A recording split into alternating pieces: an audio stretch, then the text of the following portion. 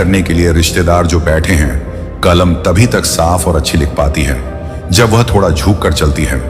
अगर आपकी दिशा सही है तो आपको चिंता करने की कोई जरूरत नहीं है।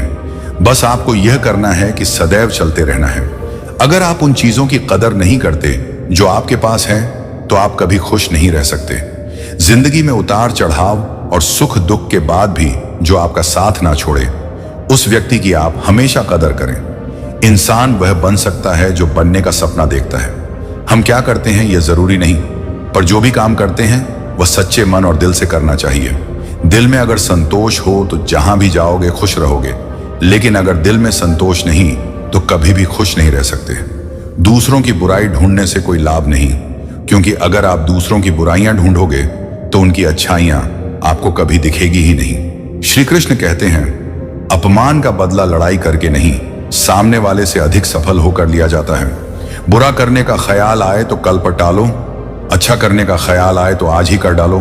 परिवर्तन ही संसार का नियम है। एक पल में आप राजा से रंक बन सकते हैं, या रंक से राजा। पृथ्वी भी स्थिर नहीं है, यह भी घूमती रहती है।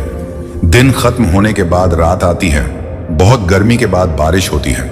यह बातें पुष्टि करती हैं कि परिवर्तनशीलता संसार का नियम है। इसलिए उन बातों और वस्तुओं के लिए दुखी होने की आवश्यकता नहीं जो निश्चित नहीं है।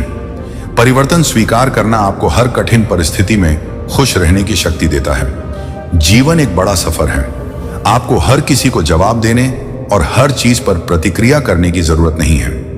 यदि समय तुम्हारा इंतजार नहीं करता तो तुम सही समय का इंतजार क्यों करते हो? स्मरण रहे, जो समय चल रहा है वही तुम्हारे लिए बेहतर समय है। जीवन में संकट आने पर निराश होने की आवश्यकता नहीं है। इसमें भगवान की कैसी दया। माली ने उत्तर दिया, महाराज आज बाग में 3 तरह के फल थे, आम, अंगूर और नारियल। मैं सोच रहा था कि आपके लिए कौन सा फल लाऊं।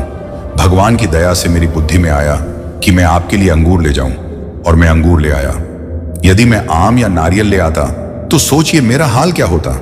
इसीलिए मैं कह रहा हूं कि भगवान बड़ा दयालु है। राजा माली का उत्तर सोचने लगा कि मैं व्यर्थ में चिंतित था। भगवान की दया से उसे समय रहते पड़ोसी राज्य के राजा की योजना का पता पहले से चल गया। इससे उसे अपने राज्य की रक्षा की तैयारी का पर्याप्त समय मिल गया। उसने भगवान को धन्यवाद दिया और राज्य की रक्षा की तैयारी में जुट गया। जब युद्ध हुआ तो उसमें उसकी विजय हुई और उसने अपना राज्य बचा लिया। दोस्तों, इस कहानी से हमें यही सीख मिलती है। समय का चक्र ऐसा ही है, कभी अच्छा समय आएगा तो कभी बुरा। हम अच्छे समय में भगवान को धन्यवाद देना भूल जाते हैं और बुरे समय में शिकायत करने लग जाते हैं, जबकि आवश्यकता है कि अच्छे समय के लिए हम भगवान को